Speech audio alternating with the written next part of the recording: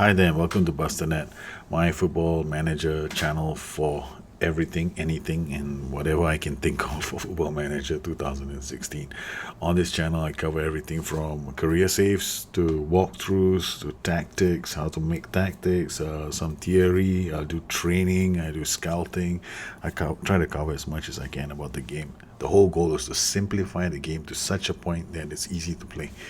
Honestly, I've been playing the game the same way since 1998. There may have been some changes along the way with the emergence of the tactical creator, but everything still is basically the same. I use the same approach I've used and nothing has changed very much. I just replace them with shouts instead of sliders and notches. So whenever it comes to my matches, I try to keep things as simple as I can, and I hope it works for you guys. If there's anything that you want me to cover, let me know. I will try and cover them in the show. Meanwhile, back here with Kingstonian, it's a heck of a run towards the end of the season. We were relegation candidates. This is the huge challenge that I've taken up, which is to take a side that's newly promoted to the Conference South and try to get them to the pinnacle of English and European football. In the case of Kingstonian, we've had some really tough matches. Earlier, I hit a few banana skins along the way, but we managed to right the ship. We had a phenomenal 4-3 win over Western Supermar, where we came back from 2 goals down, and then we went down again. Then we went behind again 3-2, and then we pulled the Houdini and came back and won that match 4-3. So if you want to see a game where I was making a few changes, you should watch that match, which was on the last episode. Meanwhile, back here, we are also going to be playing another match against Brackley, and these are title contenders. So if we can get past Brackley, Maidenhead, then we have one more big match against Ebbsfleet. These are all away matches. We are playing the top dogs, and they are all away matches except for Dartford. But Dartford and Maidstone, I think they're out of it already. If you're looking at the Wanrama Conference South, the table, how it looks like at the moment, we're still 3 points clear of Ebbsfleet. Brackley are just there. They need to beat us in order for them to pull us out of the automatic promotion spot. So I'm looking at Ebbsfleet and Brackley to be my biggest headaches. But of course, we can't discount the rest of the clubs. They're still in it. Part of our strategy during this period of away games to make sure we don't lose, especially to teams like Brackley, who are challenging us for the title. And in this match, we actually headed into this match with the whole intention of not losing. So we took my normal system here. Radomski was put up front. He's actually a DLP, but I'm using him because he can tackle and he can hold up the ball. And we played a standard system, which was fluid, with very few shouts. I didn't have any look for overlap. I didn't use work ball into box. It was minimal at best. And we did quite well because we managed to stifle them from having a lot of shots on target. We had one clear-cut chance we should have put away, but we didn't. And I will accept it because the whole point here was not to lose. They only had 2 clear-cut chances, which was fine by me. In terms of how we were playing the game, in midfield, we're doing pretty well, 76% of passes. Now, so I'm happy with this result. So I placed Radomski in this game because I needed him to be a problem player for the opposition, and he did a really good job. He intercepted a lot of plays, and although he wasn't like a person that scored a lot of goals, he made himself available a lot of the time, and he held up the ball pretty well throughout the match. In terms of tackles, yeah, he did win 1 tackle, and he dropped quite deep to get it.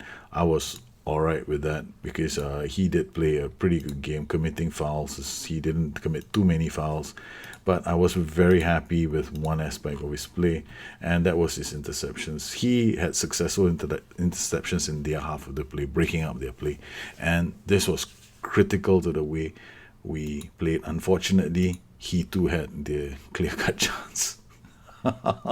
This was the one thing that I was gunning for, and he had a clear-cut chance right in the box here, and it was such a good chance, and it's such a pity that he didn't get to put the ball into the back of the net. It was a brilliantly worked opportunity that he failed to convert. This was a good passage of play. Williams playing it up, and they couldn't clear the ball. And Radomski was there. He just had the goalkeeper to beat, but I think he rushed his shot, and well, he failed to put it into the back of the net. Happy? Okay, so in order for this show to be rated as acceptable viewing for children, I have decided not to let you guys hear the commentary that came with the game from Maidenhead, which ended up in a 1-all draw. I will spare you from the colorful language that I used during the match. This was a very, very, very interesting game. We started out with a simple idea. We were going to play a 4-4-2. Within a couple of minutes of the match, I quickly discovered that Maidenhead were coming through the center as I had expected, with a team of really talented players. And first half, it was first 15 minutes, it was all Maidenhead, and Kingstonians were like sitting back going, oh my god, oh my god, oh my god. That was all I was doing throughout the match. And they scored a goal. Their goal was annoying because their goal was a typical pain in the ass. They cleared the danger from a free kick. They showed what it is to do a quick transition. It's like coming out from my playbook. Mully out wide. Mully out wide. Judd, one hell of a long ball. Okay, barely gets cleared. Crouchman and Forbes, these twin devils in midfield, get the ball to Reed. Reed slots it home. There's just not enough time for my system to consolidate. We just only changed back to a 4-1-4-1 and we paid the price. However, not long after, in the second half, we managed to get our own back. O'Connor, who was carrying an injury, managed to drop across for Hollingsworth. Brilliant ball. We scored the equalizer, and then from that moment, it was balls to the wall. Everything I threw at them. I threw everything at them. We went wing back attack with my 4-1-4-1 because I was hell bent on coming back. We have lost Louis Stockford and Emmett O'Connor right now to injury, so that's the side bad news for us. Emmett O'Connor was so important in this match. He pulled up a 7.5. Chris Sessignon just didn't have it in this game. Paltry 6.7. I'm really wondering how we're going to play for the rest of the season. Looks like I have to use the system now because of the loss of Emmett O'Connor. I was toying with the idea of going to this, but you know what? Let's not change our systems. Okay, let's play the way we've been playing for a while, and let's not get too crazy and start changing systems, because when that happens, it's bad, because you always end up in a situation which you'll regret. So I'm not going to change my system around. I'm just going to play to our strengths right now, and that's what I plan to do. So we can play very well, and I know that it's better to create some gaps in our team at the moment. We'll play on counter against this team, and narrow will be fine. Run a defense with crosses. Okay, that should be okay. I'm just going to grind out results and see where that takes me. McDonald, Williams, Webb, Hollingsworth, Sessignon, Taylor. The loss of one of my players is affecting me quite a fair bit, so I've had to change systems. But I don't want to go too far from the 4-4-2. But I'm having problems defending, and a lot of goals are being conceded through the middle. Control possession and pass the ball around without losing our heads in the process. Pass it shorter. Okay, yeah, that'll be fine. Okay, start the match. Let's go, boys. Radomski to Wood. Plays it to Hollingsworth. To Webb. Stone with the throw. West. Kelly. It's got players out wide. It's got Stone out wide. Crosses early. The boys defend well. However, there is a concern that that was too easy for them to get the cross in. If it happens again, it could be a goal. Width slightly to make it fair, to make it balanced. Stone. He's being tracked really carefully by a player. crosses, lob, tries to line up a shot. The players are defending really well. Off to Gomez. Pico will hold up the ball, looks for support, finds Williams. Williams has Kanye out wide. Kanye will cross this when he gets a chance. He passes it to William. William to Webb. Webb shoots and they get the opening goal. Good start to the match for us. Just to make sure that we keep possession now and not give it up.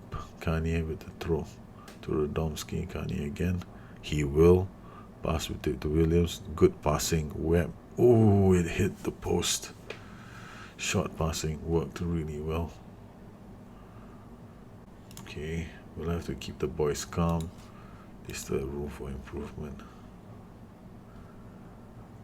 Romain, Hazeman, Taylor with the throw. Finds Radomski. Back to Taylor. To Wood. Wood plays it all the way back to Elvis.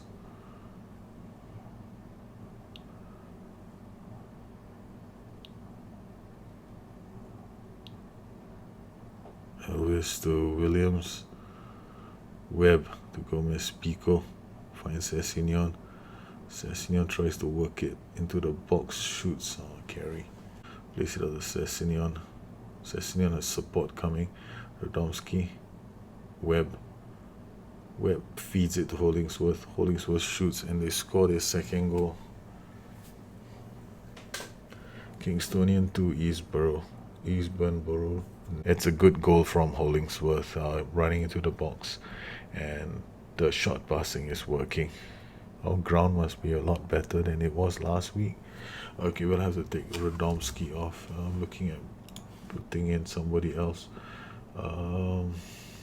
Pulley to West.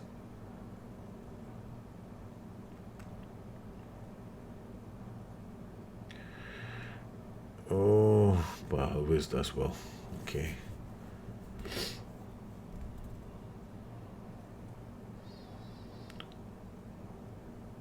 Well done, Kingstonian 2, Eastbourne Borough 0. So what did we do different this time around? Okay, certain small things we did.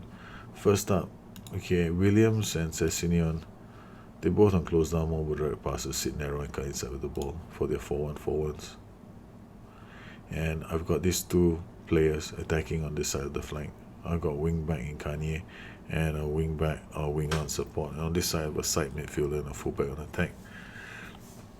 I've got an anchorman. Why did I choose an anchorman? An anchorman has got pretty interesting choices. He doesn't close down very much. He acts as a screen right in front of them. Okay. Furthermore, he's a no-nonsense player. An anchorman is just man in a hole. He intercepts moves, misses the ball, lays out simple passes to his more creative teammates. We don't expect him to do anything too intelligent with the ball because he's got a playmaker up here in Webb. So I don't need too many playmakers in a conference team. So let's just keep it to one. And up here is just a regular attacking playmaker and Hollingsworth. So we have some closing down instructions that I had in the team, as well as this guy is actually going to cut in narrow, allowing the fullback to overlap with a bit more conviction. In terms of my shouts, so I have more direct passes in midfield, okay, except for this guy and here. So these four people are my transition people, so they got more direct passes. At the back, it's all shorter, so we don't lose the ball. Patnins does not have a long boot. Up top, Gomez Pico still plays the same way with the second half closing down. He closes down the opponent's half. We had counter and structured. Structured why? Because I want to create a bit more lateral, what I call vertical gaps in the system. So we played pretty well. The 4-1-4-1, I tweaked it a bit, and we look to be a lot better. So Eastbourne Borough dispatched at home. We won that match 2-0. Even though they're relegation candidates, my worry was that they are relegation candidates and they might be harder to beat. So after that, losses to Accrington and St. Albans, I'm pretty happy right now that we have gone 7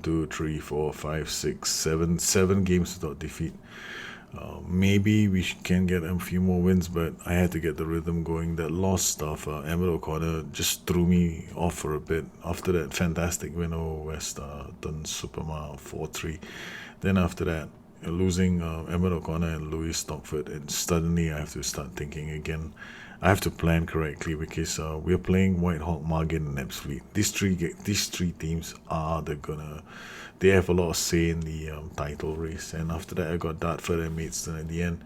At the moment, we're top of the Wanrama Conference. We've opened up a 5 point gap. However, that 5 point gap can easily disappear if I get things wrong against Whitehawk, Margate, or Ebbsfleet. We needed to get our consistency back, and we got our consistency back with a simple 4-on-4-1 after that, because I lost the. I mean, at home I may want to go back to my 4-4-2, which is actually quite attacking, and I'm pretty happy with the system. And I will probably end up using the 4-1-4-1 again. If when O'Connor comes back, I might change back to my system. But I think I'm settled on a solid system for us that we can use for the next 2 seasons. So I got this 4-4-2 and a 4-1-4-1 that I'm very happy with right now. So I hope that this little adventure of mine with the Kingstonians keeps you interested. And really want to finish this by tomorrow. At least I want to finish the whole game, the whole season quickly before I fly off. And I'm flying off like in a few hours' time. So I want to finish all these games. Once I fly off, and that's the end of their season, then I will have Kingstonians and Torino both in pre-season, both at different saves, and I can do them on a holiday, which is going to be kind of fun. Actually, I'm not on a holiday, I'm on a working trip. I hope you have enjoyed this edition of the Kingstonian Diaries. If you do have any questions, please, drop me a note on Twitter at @thepastanet, or you can find me on my website, addicted2fm.com. I hope that this show has proved useful and has helped you in some way. If you want to get any more clarity on the matter, just look me up, and I'll try and answer as many questions as I can. In the meantime, please subscribe if you enjoyed the show, and like the show. Please, all the likes and subscriptions help me out and help me put the show together, honestly, and inspire me to make more shows. Okay, guys, so that's it from me. It's 3 a.m. in the morning. I'm still trying to get my game going, and I'll catch you guys again soon. Bye bye.